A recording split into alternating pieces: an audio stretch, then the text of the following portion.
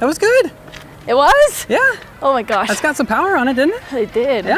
I'm impressed with myself. Welcome back to DynamicDiscs channel, where we help you become a better disc golfer. But this time, I'm trying it with a big new challenge for me: social interaction. In this series, I will go through every aspect of disc golf, from the very basics, like how to X-step, to more advanced. But this time I'm going to do it by teaching someone else. So I reached out to all DynamicDiscs employees for volunteers. And for this first video, I wanted to start from the very basics. So I looked for someone who doesn't have much experience playing disc golf at all. And I found the perfect volunteer. So I'm here with Mariah. Mariah, what do you do at DynamicDiscs? I am the front desk receptionist and volunteer coordinator for Dynamic, as well as putting on some staff lunches and staff pages. We very much appreciate that. Of course. How much experience do you have playing disc golf?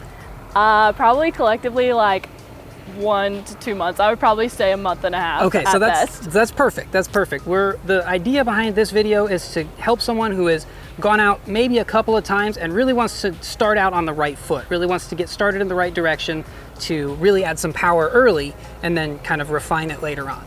So the first thing that we need to cover, I'm going to cover like a lot of the basics that you probably already know, but just to cover my bases, I'm going to talk about some more simple things, and then we'll get a little more complicated as we go. Perfect. So we'll start out with grip.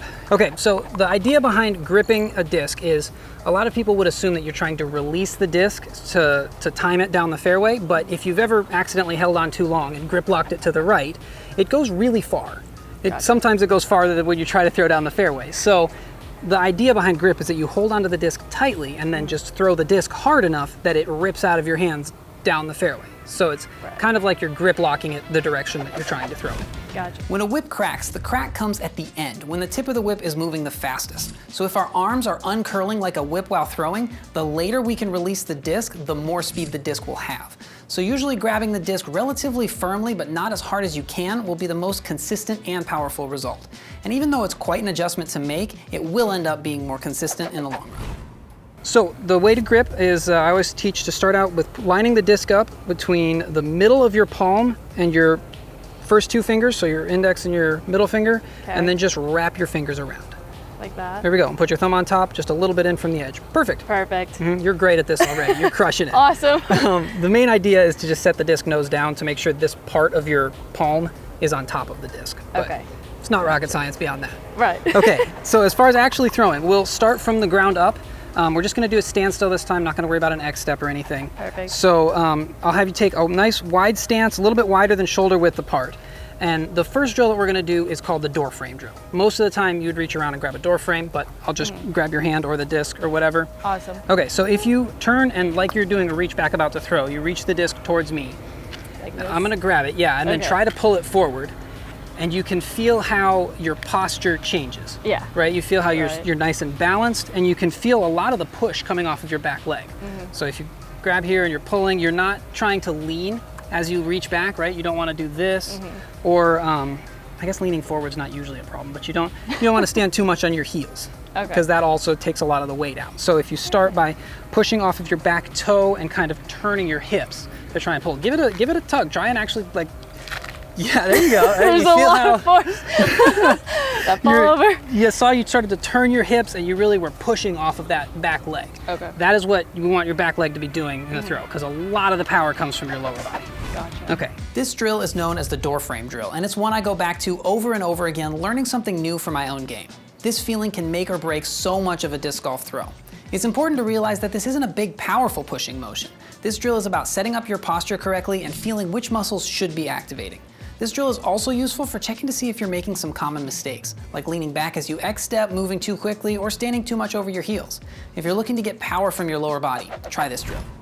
So the drill for the front leg is called the elephant walk drill. How fun. Kind of weird. The idea is your arm is like an elephant's trunk, and it's, I guess, sniffing around to do different things. Okay. But I'll demonstrate it for you here. You start with swinging the disc to the left. Well, you take a step with your left foot and then swing the disc over there. And take a step with your right foot and swing it back. Okay. And what you're feeling for is how your right foot kind of catches your weight and how it lets you rotate efficiently. Okay. A lot of people will do it without turning, they'll just do it with their arm, but you can turn your whole body to go with it. I'll do a couple of steps here. So the disc starts up, step with your left and swing, right, swing. Left, swing, right, swing. So you want to give go it a out shot. like this, and then you just go like... Swing, right. And you can turn your whole body? Yeah, turn your whole body and then swing back. What? Okay, the Feels timing good. is Do I kind need to go of this way? tricky on this Okay. one. You don't want to you want to start your swing when your foot touches the ground. So step and then swing and then take your next step. Oh, like this? Okay, Go maybe if we backwards just if you just stand with your feet like this, where you're taking a right step forward, Okay. and you swing back and then swing through and then take your step. So put your other foot forward. So right foot forward? Yes. So start with the disc up there Oh. and then swing through and then take your step. Oh. So arm comes through and then step. Okay. Do you feel how your leg there, your hip, the bone was rotating in like that? Yes. How your hips were turning Yeah. while also kind of catching your weight Yeah. and staying balanced? That's the feel that we're going for. Oh, So with your back okay. foot pushing, your front leg is kind of catching that.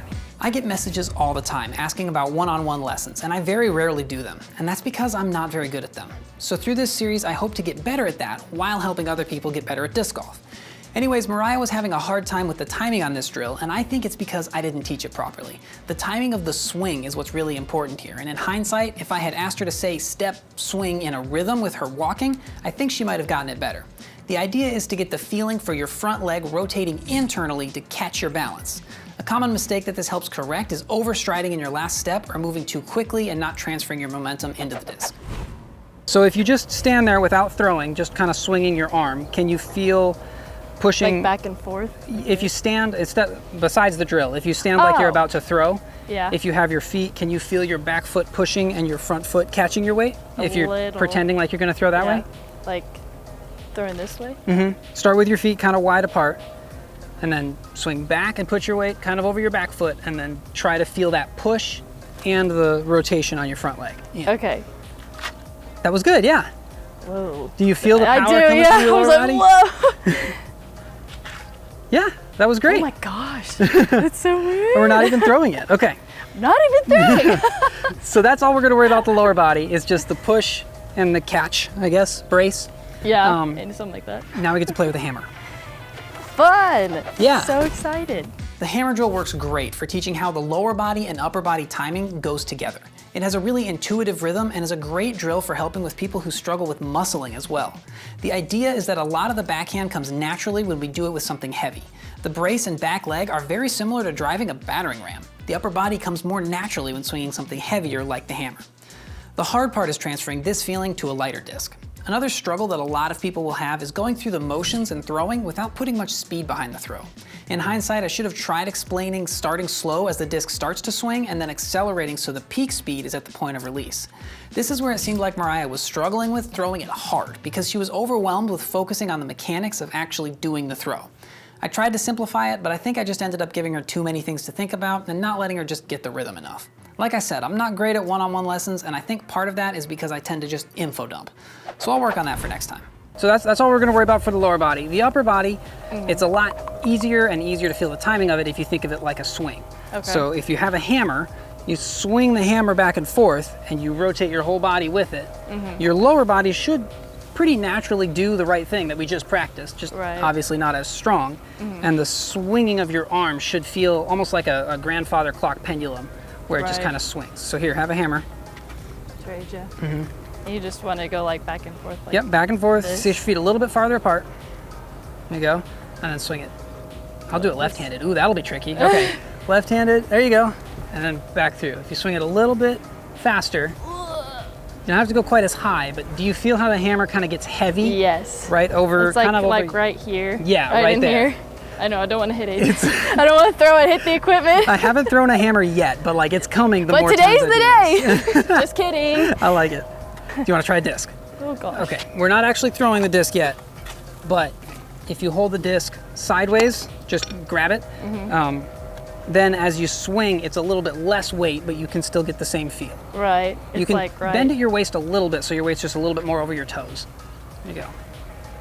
So if Okay. you go from an up and down swing, and then you start doing more of a horizontal swing, the disc should naturally swing in, Okay. and then that's pretty much a throw. Throw it. Try the horizontal swing Like without this? throwing it, yeah.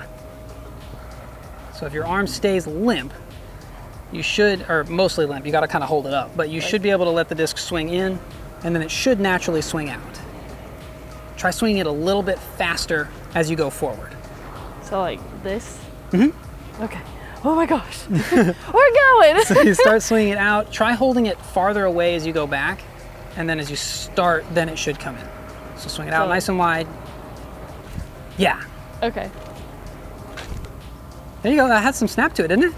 Yeah. That felt good. I do. I'm like, I'm ready. I'm just You want kidding. to throw I'm it? not. Go for it. There's one more drill we could try, but give it a shot. See how it works. I would give it. Like just throw? Yeah. I would give it a couple of these just to see how it feels, and then give it an actual throw. That was good. It was? Yeah. Oh my gosh. That's got some power on it, didn't it? It did. Yeah. Impressed with myself. Oh. Did Woo! you? It's good that. So Mariah was just using some of my backups, but if I had to pick some discs for her, the first one I would pick is a DynamicDiscs Bounty. A Bounty's an understable mid-range, so it's easy to get to fly straight, and it's one of those discs that as you get more power, you just get more use out of. Now, most beginners are advised to start with mid-ranges, but when they're ready to step up to a driver, the first one I recommend is the Diamond. The Diamond's a understable fairway driver, so it's gonna get some good flights even at lower arm speeds, and it comes in lighter weight, so it's easier to get up to speed. So if you wanna find either of these discs, you can check up here, the link in the description, or your favorite retailer. Mariah threw all the discs I had, and I talked way too much in between every throw. I should have just let her find the swing. But I did notice a consistent issue of not hitting the release point, and I thought the heavy bottle drill could help with that. This next drill is called the heavy bottle drill. Okay. Okay, it looks like what you're struggling with so far is kind of how to leverage your arm, and this helps a lot with visualizing that. Okay. Okay, so the idea is your arm unfolding is a lot of what powers your shot.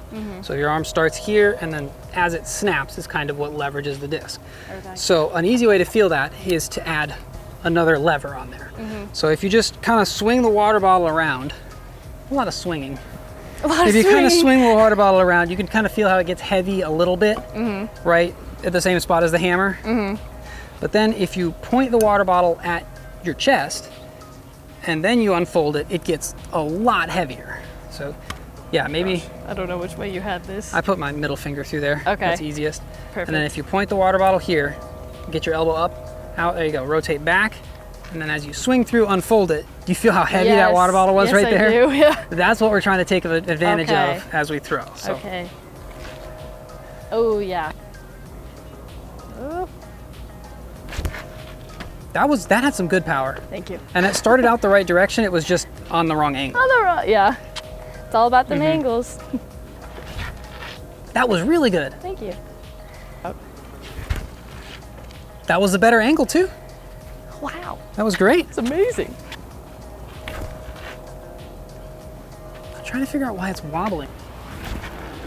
That was great. Woo! Awesome. Thank you for joining me. You're welcome. I appreciate it. Thanks for all the tips. Sure thing. So at the end of the day, I'm not actually sure if Mariah was better off having 27 things to think about compared to just throwing before. But she has some direction and she knows what to focus on for her practice. She seemed to enjoy it and was incredibly patient with my excessive talking in between throws. I had fun too. The one-on-one lessons format is still awkward for me, but I'm excited to use this as an opportunity to practice. I'm going to be working with other test subjects. Employees from the DynamicDiscs headquarters from varying skill levels, so make sure to subscribe so you don't miss if someone has the same issues you're struggling with. Thanks for watching, and always remember, slow is smooth and smooth is far.